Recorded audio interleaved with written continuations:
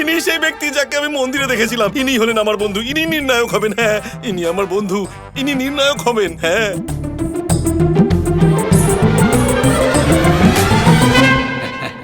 শ্রী হনুমান, এ আপনি কি বলছেন?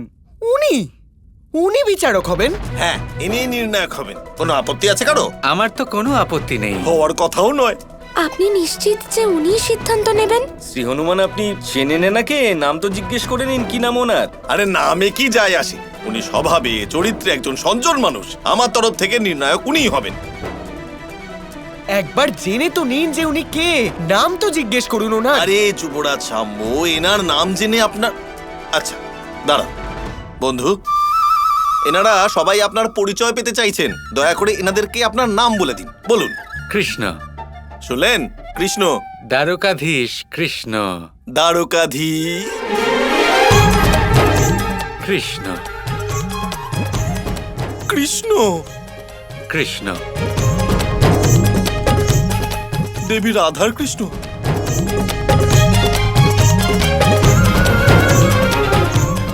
তার মানে দেবী রাধা আপনার ভক্ত? আমি কি করে ফেললাম প্রভু? যুবরাজ সাম্য, আপনি আমাকে বললেন না কেন? আমি আপনাকে বলেইছিলাম, আরে এটা সেই কৃষ্ণ যার জন্য আপনি রাধার বিরুদ্ধে দাঁড়িয়েছেন, আর আপনি ওনাকেই বিচারক বানিয়ে দিলেন।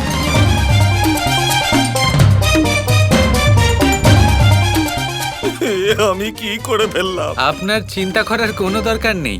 আপনি তো অষ্টসিদ্ধি আর ননিধির দাতা হন। আপনি আমাকে দেখে নিন। যদি আপনার মনে হয় আমি পক্ষপাতিত্ব করব, তাহলে আমার জায়গায় অন্য কাউকে নির্ণায়ক বানিয়ে দিন।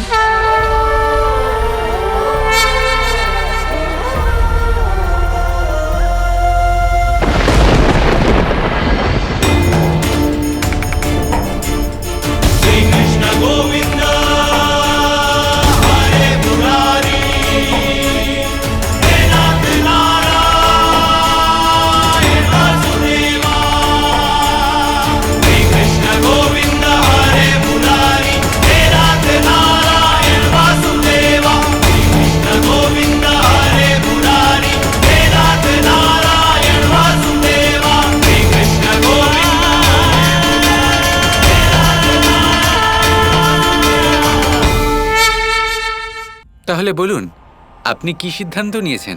আমি আমার সিদ্ধান্ত নিয়ে নিয়েছি। এই প্রতিযোগিতার নির্ণায়ক ইনিই হবেন।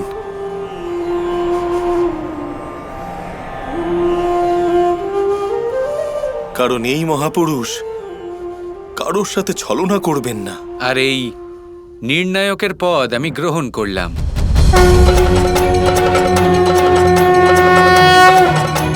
আসুন হনুমান, আতিথ্য গ্রহণ করুন।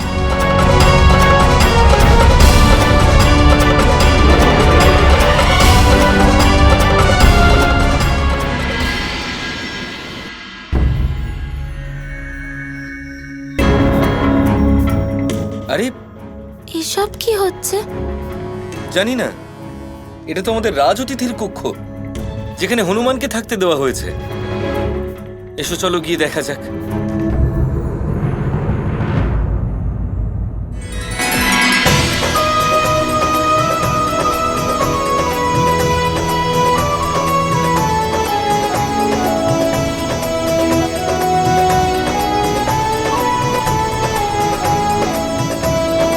ভ্রাতা বলরাম, দেবী রাধা, আপনাদেরকে স্বাগত জানাই।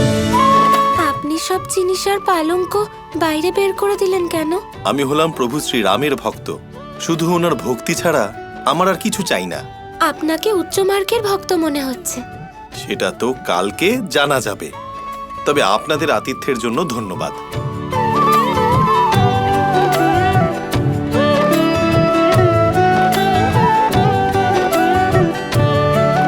আরে আপনি কোথায় যাচ্ছেন বলরাম দাদা?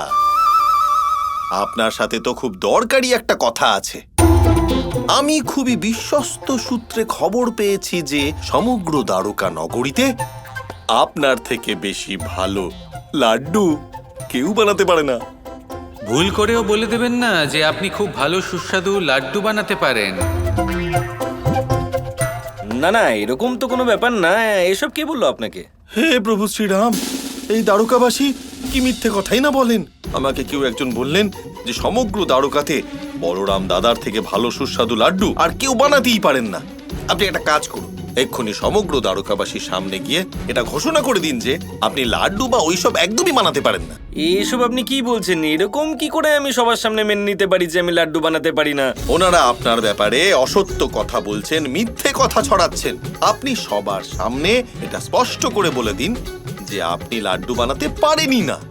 না না, এটা সত্যি যে রাধা ছাড়া সমগ্র দ্বারকাতে যদি কেউ সব থেকে ভালো লাড্ডু বানাতে পারে তাহলে সেটা আমি। আমি জানতাম আমার কাজ হয়ে গেছে। প্রভু শ্রীরামের ভক্তি করা ছাড়া আমার সব থেকে প্রিয় কাজ হলো গোল গোল সুস্বাদু লাড্ডু খাওয়া। এবার আর আপনার কোথাও যাওয়ার দরকার নেই, আপনি এখানেই এই কক্ষেই বিরাজমান হন আর আমাকে সুস্বাদু দেশি ঘিয়ের লাড্ডু বানিয়ে খাওয়ান। আমি এরকম কিছু করতে পারবো না, আমি চললাম। আরে আপনি কোথায় যাচ্ছেন? আপনাকে তো আমি যেতেই দেব না।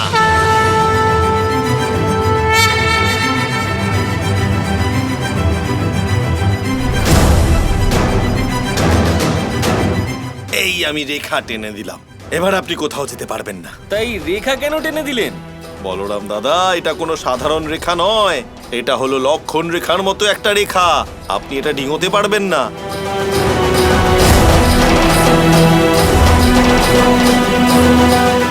আচ্ছা, তাহলে একটা রেখা আটকাবে বলরামকে? যদি বিশ্বাস না হয় তাহলে একবার চেষ্টা করেই দেখুন।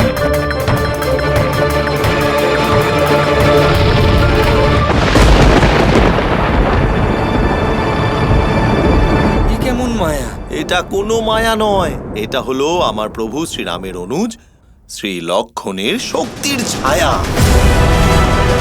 ওনার টেনে দেওয়া এই লক্ষণ রেখা তো স্বয়ং লঙ্কাপতি রাবণও ডিঙোতে পারেননি।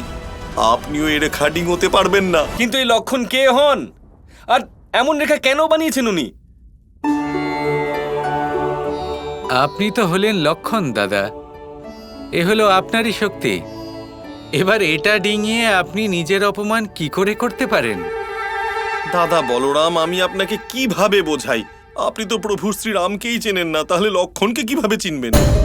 আপনি তো শুধু এই কক্ষে ভালোভাবে বসে থাকুন, আমি আপনার জন্য লাড্ডু বানানোর সামগ্রী নিয়ে আসছি। এ কোথায় ফেসে গেলাম আমি?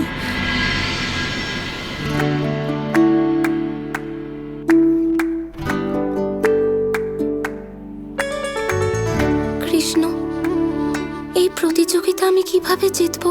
আমি তো হনুমানের ব্যাপারে কিছুই জানি না। কিন্তু তুমি তো জানো, বলো না, কি সম্পর্ক ওনার তোমার সাথে, আর কি শক্তি আছে ওনার? হনুমানের সম্পর্ক শুধু আমার সাথে নয়, তোমার সাথে, বলরাম দাদার সাথে, আমাদের সকলের সাথে আছে। আর সময় এলে পরে তুমি সব জানতে পারবে।